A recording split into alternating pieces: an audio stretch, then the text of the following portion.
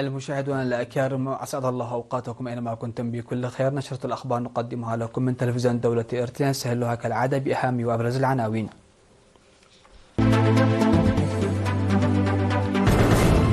مكتب الزراعة في عدعية يفيد زراعة بذور البطاطس من نوع الكثرة. سكان بارونت يقومون بنفير جماعي لمكافحة انجراف التربة. جهود بناءة لرعاية الأمومة والطفولة في مديرية فورو.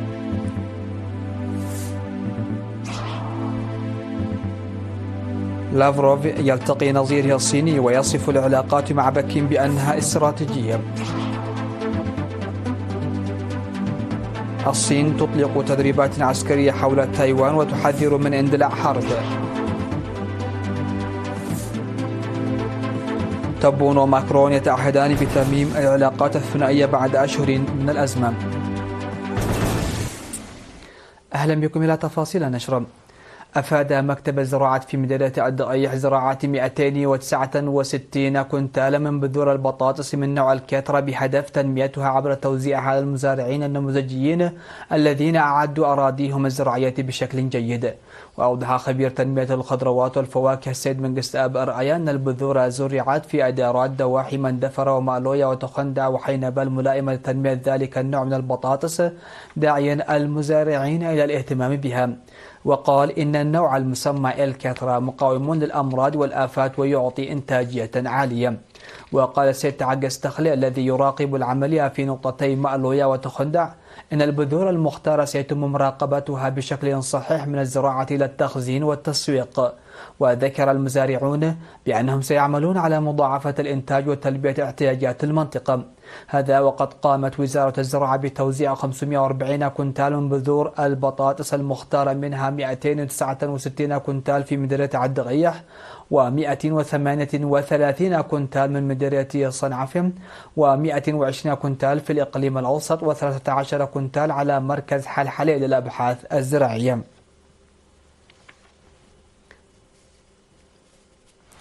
يقوم سكان ضاحية مخطية في مدينة بارونتو بنفير جماعي لمكافحة انجراف التربة بسبل محافظة المياه والتربية. وأوضح خبير الحفاظ على المياه والتربة السيد طعمي بيّن أن حوالي 500 مواطن يقومون بنفير جماعي مرتين أسبوعيا، وأنه تم بناء حوالي 50 هكتار من المدرجات الحوضية والحواجز بالأراضي الزراعية. وأضاف أن النفير ينظم ضمن البرامج التنموية في الحفاظ على المياه والتربة، وأن الأعمال ستتواصل في إدارات الضواحي المتبقية بشكل منظم حسب الخطة الموضوعة. وأكد منسقو البرنامج والمشاركين في الأعمال الفوائد الإيجابية الناجمة عن العمل الجماعي للحفاظ على المياه والتربة، خاصة أن منطقتهم هي الأكثر تضررا من الفيضانات وانجراف التربة في موسم الأمطار السنوي.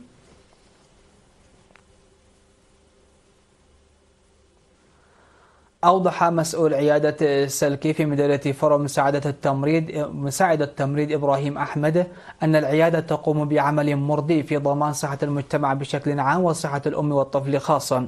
وأضاف أنهم يقومون بحملات مستمرة لرفع مستوى الوعي العام في كافة الجوانب الصحية وفي التطعيم ورعاية ما قبل الولادة وبعدها.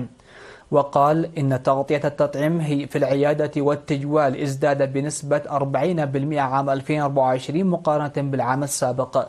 وأوضح أن عدد النساء الحوامل اللاتي يضعن حملهن في العيادة ارتفع بنسبة 26%، وعدد المواطنين الذين أجروا فحص فيروس نقص المناعة المكتسبة طوعا بنسبة تزيد عن 37%.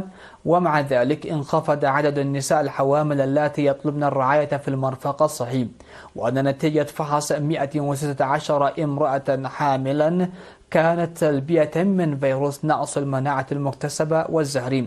وذكر مدير إدارة ضاحية كمهولة السيد عمر سليمان أن استخدام المجتمع للمرفق الصحي قد زاد بفضل العمل الفعال الذي يتم القيام به لرفع مستوى الوعي العام. وتقدم عيادة السلك خدمات رعاية الأمومة والطفولة والتطعيم وتحاليل الدم الطوعية والفحوصات العامة لسكان إدارات ضواحي قدم والحاضين وكمهولين. يتم إنشاء مدرسة في ضاحية عونا عرقنة بمديرية صرونا بتعاون الأهالي ووحدات قوات الدفاع المتواجدة بالمنطقة.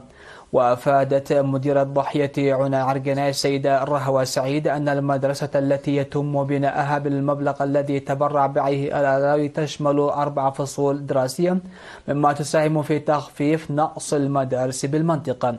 وأشارت إلى أن طلاب القرى في الضاحية كانوا يدرسون تحت ظلال العشش، وقد تهدف المبادرة إلى حل هذه المشكلة. وناشد رئيس لجنة التنمية بدوره الجهات المعنية للمساهمة بأدوات تعليمية ومقاعد دراسية، مشيدا بدعم وحدات قوات الدفاع المستمر في هذا العمل التنموي. وفي غضون ذلك تم الضبط على مواد منتهية الصلاحية في حملة المراقبة والتفتيش الذي أقيمت بمدينة صرونا حسب وكالة الأنباء الإريترية إيرنا. وأكد مسؤول القانون والمراقبة بالمدينة أنه تم التخلص من المواد السائلة والجافة التي تم القبض عليها في المتاجر حرقا باتباع الإجراءات اللازمة. قدم شباب ضاحية 13 مساعدات مادية ل 81 أسرة محتاجة.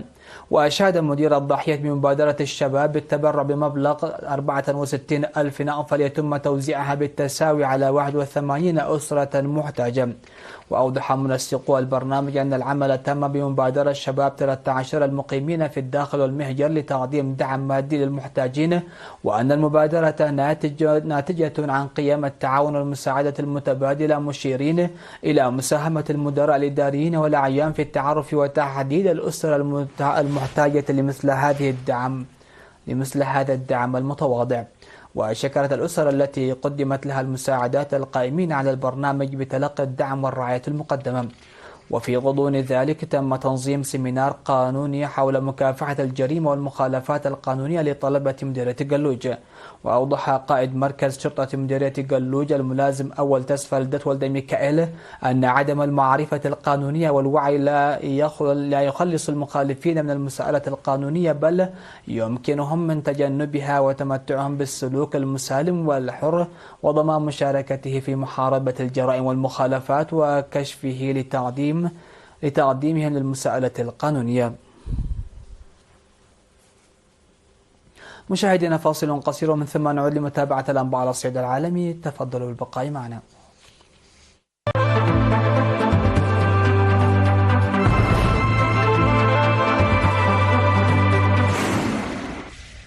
أهلا بكم. على الصعيد العالمي، التقى وزير الخارجية الروسي سيرجي لافروف مع نظيره الصيني وانغ يي في العاصمة موسكو لإجراء مباحثات حول عدد من القضايا الدولية، من بينها سبل حل الأزمة الأوكرانية.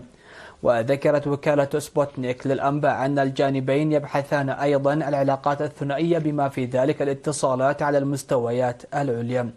ونقل تلفزيون آرتي الروسي عن لافروف قوله إن بلاده ستواصل تعزيز الاتصالات مع الصين، واصفا العلاقات بين موسكو وبكين بأنها استراتيجية. كما اعتبر لافروف أن التنسيق الوثيق بين موسكو وبكين يشكل عامل استقرار على الساحة الدولية، وقال علاقتنا مع بكين وصلت إلى مستوى غير مسبوق وتطور باستمرار. وقبل اللقاء أكد وزير الخارجية الصيني أن بلاده مستعدة لأداء دور بناء في سبيل إنهاء الحرب بين روسيا وأوكرانيا، وفي الوقت نفسه الدفاع عن حقوق موسكو. أعلن الجيش الصيني أنه بدأ تدريبات عسكرية حول تايوان في خطوة تنطوي على رسالة تحذير حازم وردع قوي إلى الانفصاليين في الجزيرة.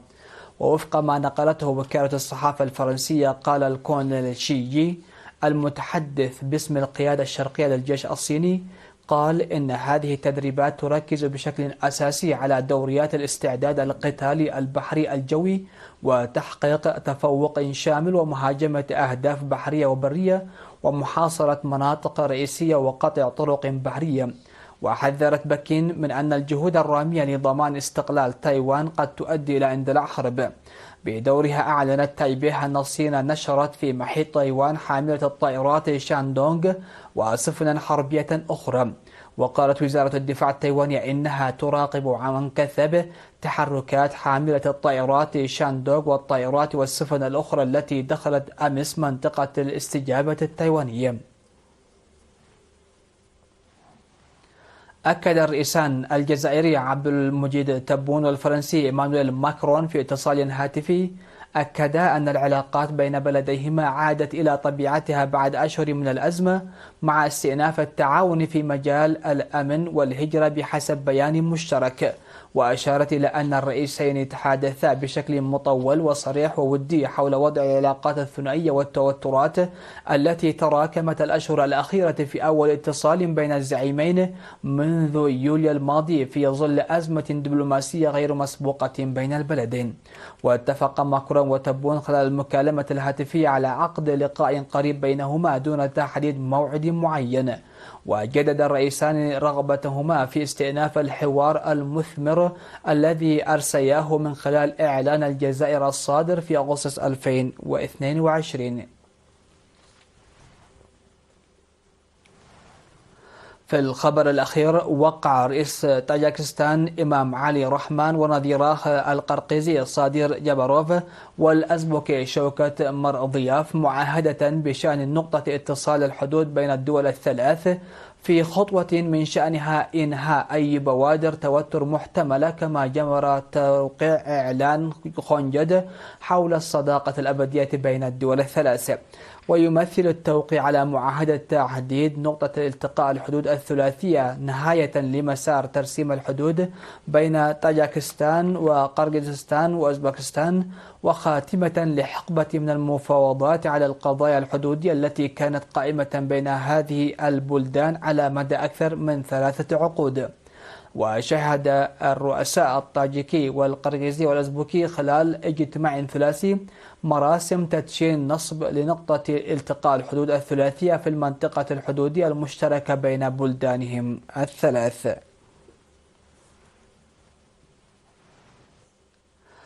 مشاهدينا، نختم نشرة هذا المساء بالتذكير بأهم وأبرز العناوين.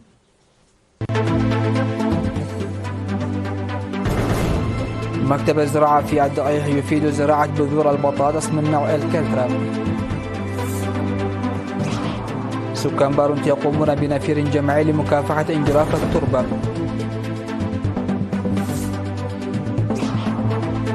جهود بناءة لرعاية الأمومة والطفولة في مديرية فوروم.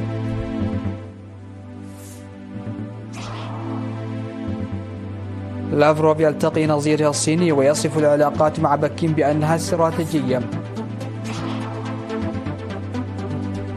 الصين تطلق تدريبات عسكرية حول تايوان وتحذر من اندلاع حرب. وتبون وماكرون يتعهدان بترميم العلاقات الثنائية بعد أشهر من الأزمة.